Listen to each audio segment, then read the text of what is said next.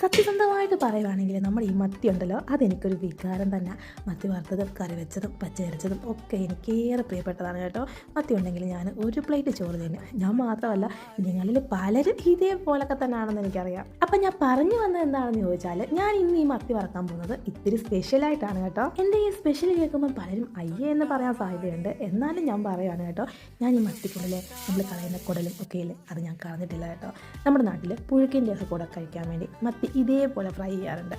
പുളിക്കെന്നും ഞങ്ങൾ പറയാറുണ്ട്. അപ്പം ഇന്ന് നമ്മുടെ വീട്ടിൽ പുഴുക്കില്ല, എന്നാലും ഞാൻ മത്തി ഇങ്ങനെ ഒന്ന് പൊള്ളിച്ച് ചോറിൻ്റെ കൂടെ കഴിക്കാൻ പോകണേ.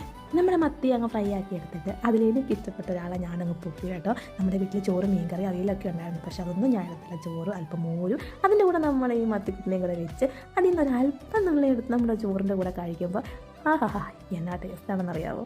ഒന്ന് ട്രൈ ചെയ്ത് നോക്കിക്കോളൂ കേട്ടോ. അപ്പം ഈ വീഡിയോ ഇത്രയേ ഉള്ളൂ. ട്രൈ ചെയ്ത് നോക്കിയിട്ട് എൻ്റെ അഭിപ്രായം പറയാം.